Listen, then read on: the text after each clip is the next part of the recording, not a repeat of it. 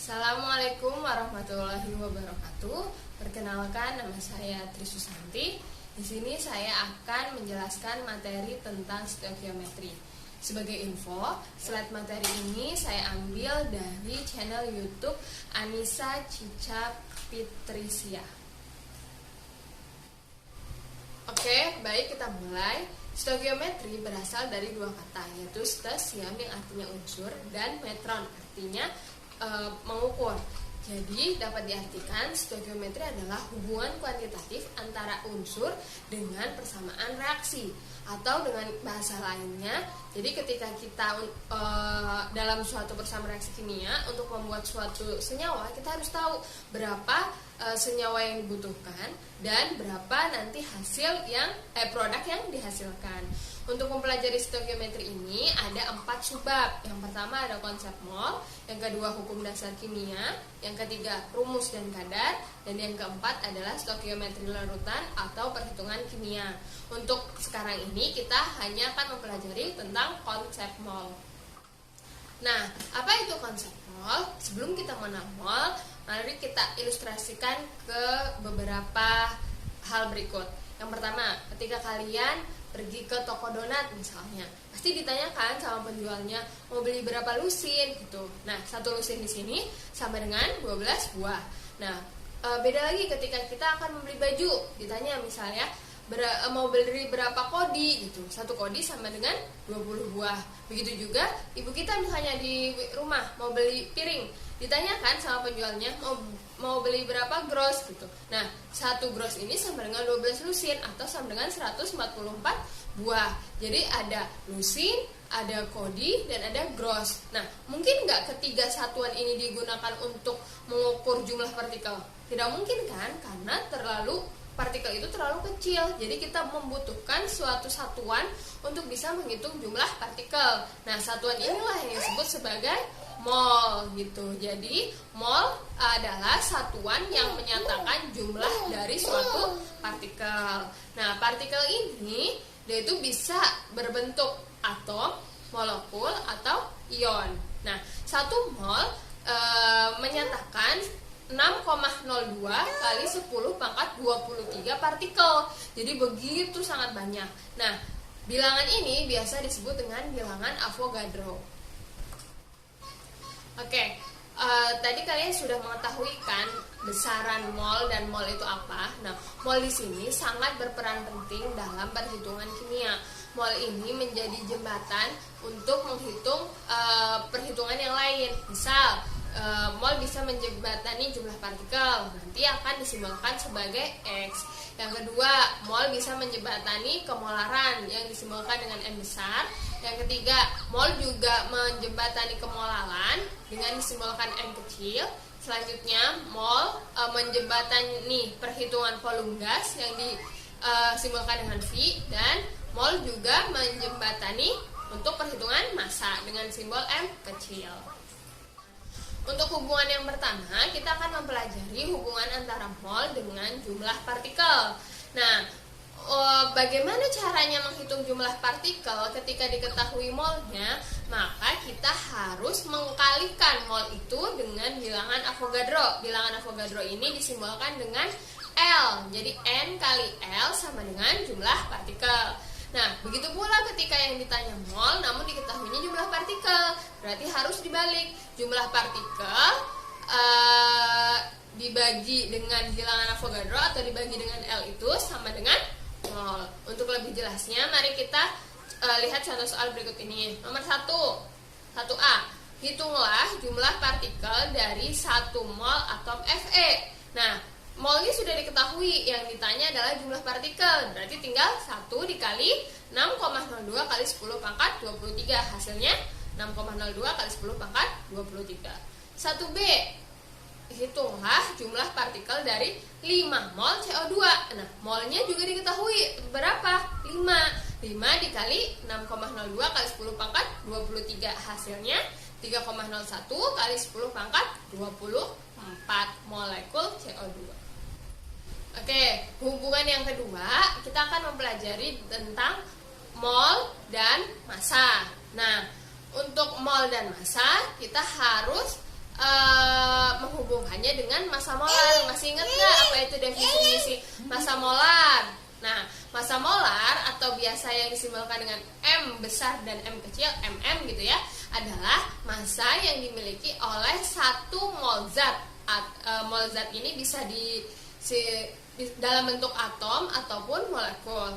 Misalkan teman-teman di sini punya 10 buah anggur dan 10 buah jeruk. Beratnya sama nggak 10 buah anggur dengan 10 buah jeruk? Beda bukan? Karena jenisnya juga beda ya. Anggur itu lebih kecil daripada jeruk gitu. Jadi sama juga dengan senyawa gitu. Ketika massa 10 mol CO2 akan beda dengan 10 mol H2O. Oleh karena itu harus dihubungkan dengan massa molar. Nah, massa molar ini dibagi menjadi dua, yaitu ada AR dan MR. AR itu ketika bentuknya atom, massa atom relatif, dan MR atau bentuknya molekul, massa molekul relatif. Nah, massa molar ini memiliki satuan gram per mol. Nah, jadi gimana nih hubungan antara mol dan massa? Jadi ketika ditanyakan massa, dari mol harus dikalikan dengan mm, yaitu massa molarnya. Kebalikannya, ketika ditanyakan mol yang diketahui massa, maka harus dibagi massa dibagi mm, massa dibagi massa molar sama dengan mol, seperti itu. Untuk lebih jelasnya kita simak contoh soal berikut ini. Yang pertama, hitunglah massa dari 2 mol atom Na. Diketahui ArNa adalah 23. Nah, yang ditanyakan massa, yang diketahui mol. Berarti kita harus mengkalikan mol tersebut dengan AR-nya. 2 dikali 23 sama dengan 46. Soal nomor 1B. Hitunglah massa dari 0,5 mol CaCO3 dengan ArCa sama dengan 40, ArC sama dengan 12, dan ArO sama dengan 16. Nah, seperti biasa, seperti yang tadi, namun hati-hati karena yang di sini nomor 1B yang ditanyakan adalah mol CaCO3, molekul, suatu molekul. Jadi kalian harus mencari dulu MR molekul kalsium karbonat ini berapa gitu. Jadi langkah yang pertama itu harus menghitung MR-nya. 1 kali ArC ditambah 1 kali ArCa ditambah 3 kali ArO. 40 ditambah 12 tambah 3 kali 16 sama dengan 100. Sehingga massa kalsium karbonat adalah mol dikali MR. Molnya 0,5 dikali 100 sama dengan 50 gram. Nah, soal yang kedua, hitunglah mol dari 5,4 gram H2O dengan ARH sama dengan 1 dan ARO sama dengan 16. Yang ditanya molnya nih, massanya udah ada, berarti tinggal massa dibagi dengan MR-nya H2O. MR H2O berapa? ARH 2 kali ya, 2 kali ARH ditambah 1 kali ARO. 2 kali 1 sama dengan 2 ditambah ARO 16. 2 tambah 16 sama dengan 18. Nah, yang ditanya apa tadi? Mol, berarti massanya 5,4 dibagi dengan MR-nya 18, hasilnya adalah 0,3 mol. Oke, sekarang kita lihat contoh soal yang lebih kompleks lagi. Coba ya, nomor 1. Hitunglah massa dari 3,01 kali 10 pangkat 23 karbon dioksida. Jadi harus fokus, yang ditanya massa, yang diketahui adalah jumlah partikel. Padahal kalau tadi kita semuanya itu dari mol gitu ya. Nah, di sini molnya nggak ada nih, adanya hanya jumlah partikel. Berarti teman-teman harus mengubah dari jumlah partikel ke mol baru ke massa. Nah, jumlah partikel diubah ke mol, masih ingat kan? Harus dibagi dengan bilangan Avogadro. Artinya 3,01 kali 10 pangkat 23 ini harus dibagi dulu dengan 6,02 kali 10 pangkat 23. Hasilnya 0,5. Nah, dari mol ini baru bisa ke massa. Tinggal dikali dengan MR-nya CO2. MR CO2 adalah penjumlahan ARC ditambah 2 kali ARO. 12 ditambah 2 kali 16 sama dengan 44. Ya, jadi masanya tinggal mol dikali MR. Molnya 0,5 dikali MR 44 sama dengan 22 gram. Oke, soal yang kedua. Hitung jumlah partikel dalam atom Fe dalam 28 gram besi. Yang ditanya jumlah partikel, yang diketahui adalah massa. Nah, ini kebalikannya. Jadi massa ke mol dulu, baru ke jumlah partikel. Massa ke mol tinggal dibagi AR, karena ini Fe ya, atom gitu. Jadi 28 dibagi 56, hasilnya adalah 0,5.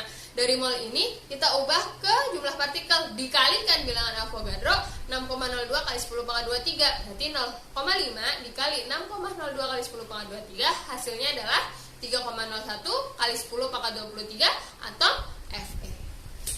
Nah, bagaimana teman-teman? Mudah bukan belajar konsep mol ini? Tetap semangat, tetap belajar lagi. Nanti kita bertemu di video berikutnya untuk membahas materi selanjutnya. Terima kasih. Wassalamualaikum warahmatullahi wabarakatuh.